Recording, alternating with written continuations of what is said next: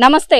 వరంగల్ శివనగర్ లో ఈ రోజు ఒక పురాతనమైనటువంటి విగ్రహాలు కానివ్వండి, కొన్ని కట్టడాలు, చిన్న చిన్న శిల్పాలు అనేవి బయటపడ్డాయి. అది కొన్ని దాని మీద రూపాలు కూడా ఉన్నాయన్నమాట. గతంలో కొద్ది నెలల క్రితం పెద్దమ్మ గడ్డలో వెలిసినటువంటి అమ్మవారి విగ్రహం కూడా తవ్వకాల్లో బయటపడింది.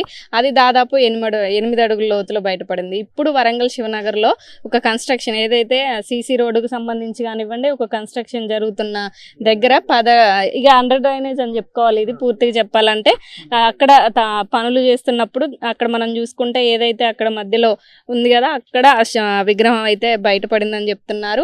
అది ఒక రాతిలానే ఉంది, ఒక బండరాయికి దాని మీద విగ్రహాలు చెక్కినట్టుగా ఉందన్నమాట. అది ఒక రూపం కూడా ఉంది. దానికి అది దేవుడు 10 రూపాయలు ఉండే వరకు అందరూ కూడా దేవుడిదే అని చెప్పేసి పూజలు చేసి కొబ్బరికాయలు కొడుతున్నారు. ఎగ్జాక్ట్గా మనం చూసుకున్నట్టయితే మిడిల్లో కనిపిస్తుంది కదా, అది ఏదైతే ఇనుప తీగ ఉందో అక్కడ కరెక్ట్గా అక్కడైతే బయటపడడం జరిగింది. అలానే ఇక్కడ ఒక స్వరంగ మార్గం కూడా కొంత ముందుకి బయటపడిందని చెప్తున్నారు. అలానే అది మూసేసింది. ఇక్కడైతే ఆ విగ్రహం అయితే బయటికి రావడం జరిగిందని చెప్తున్నారు. ఇదే కాదు, చాలా కొంతకాలంగా వరంగల్లో కొన్ని తవ్వకాలు కానివ్వండి, లేకపోతే కన్స్ట్రక్షన్ జరిగే దగ్గర తరచుగా విగ్రహాలు అయితే బయటపడుతున్నాయి. దాదాపు 8 నుంచి 10 అడుగుల లోపే ఈ విగ్రహాలు అనేది బయటపడుతున్నాయి. అంటే దాదాపు 10 అడుగుల లోపు ఇంకా ఎన్ని విగ్రహాలు అనేవి ఉన్నాయో కన్స్ట్రక్షన్ జరుగుతుంటే తవ్వకాలు తీస్తే బయటకు వచ్చే అవకాశం ఉంది. అయితే ప్రస్తుతం మనం ఎక్కడైతే విగ్రహం దేవుడి ప్రతిరూపంగా ఉన్నటువంటి రాతి శిల్పంలా ఉన్నటువంటిది ఏదైతే ఉందో అక్కడే ప్రస్తుతం ఉన్నాం. అలానే స్థానికులు కూడా ఉన్నారు, వారందరితో మాట్లాడే ప్రయత్నం చేద్దాం. ప్రస్తుతం ఈ విగ్రహం ఉందో అక్కడ ఉన్నాము. ఇక్కడ ఒక చెట్టు దగ్గర నిలబెట్టడం అయితే జరిగింది. ఇది వచ్చేసి ఒక స్తంభం, మనకి ఆలయాల్లో ఉంటది కదా స్తంభం ఎలా అయితే ఉంటుందో అలా ఈ స్తంభ రూపంలో ఉందన్నమాట. దాని మీద వచ్చేసి మనకి శివలింగం రూపం కనిపిస్తుంది. పైన ఏదైతే శివుడికి నెత్తిన ఉంటుంది నెలవంక, ఆ నెలవంక మాదిరి ఉందన్నమాట.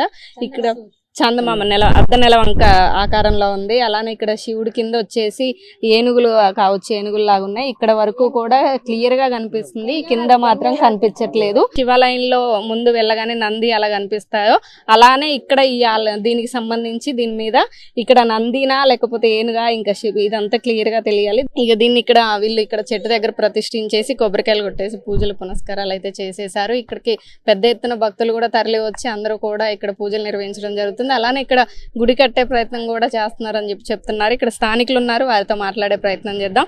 చెప్పండి అండి, అంటే ఇక్కడ ఈ విగ్రహంతో పాటు ఇక్కడ స్వరంగ మార్గం కూడా ఉందని చెప్తున్నారు, నిజమేనా? వాళ్ళు సమాధానం చెప్పకపోవడంతోనే పెద్దలు కూడా దాన్ని మూసేయడం జరిగింది.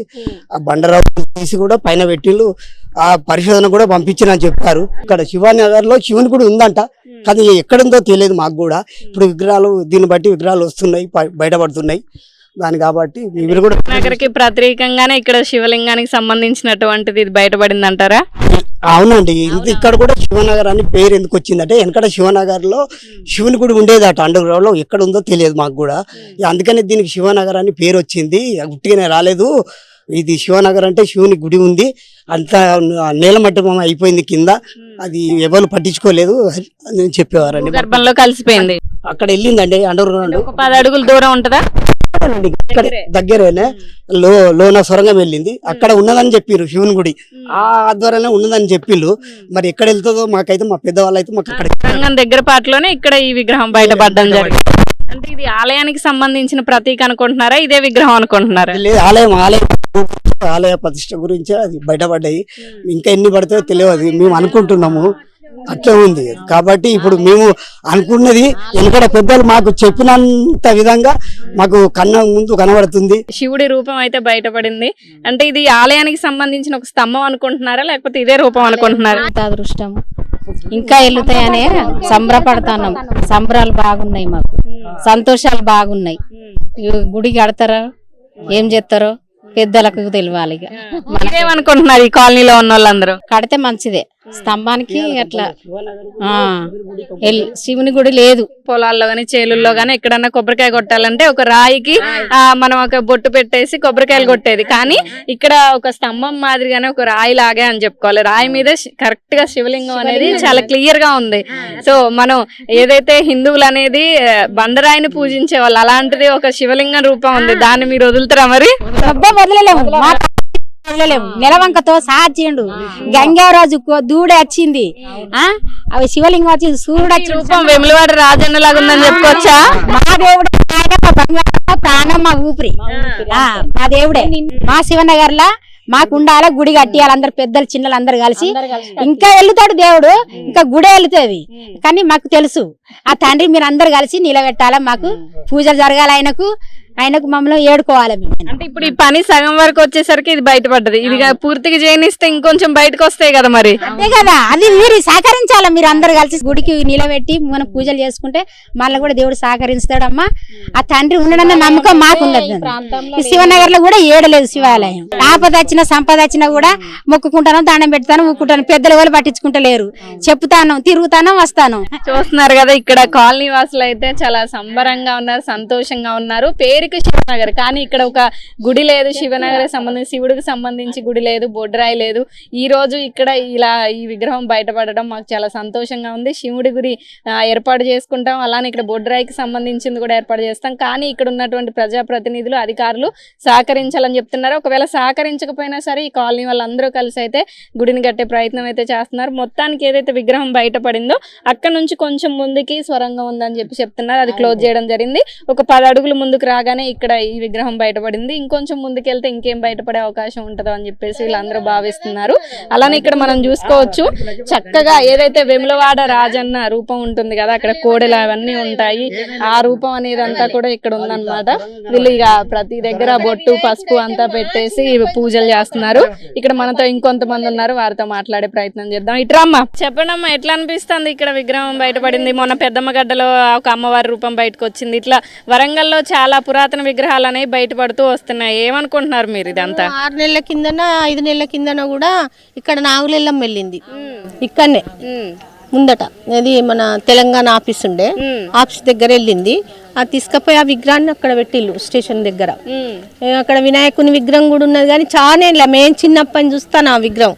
అది అట్లనే ఉన్నది, దాన్ని పట్టించుకున్న వాళ్ళు కూడా ఎవరు లేరు. ఓ గుడి కట్టలేదు, గోపురం లేదు, ఏం లేదు. మేమే ముసలోళ్ళం అవుతాను. ఆ విగ్రహం మాత్రం అట్లనే ఉంది అక్కడ.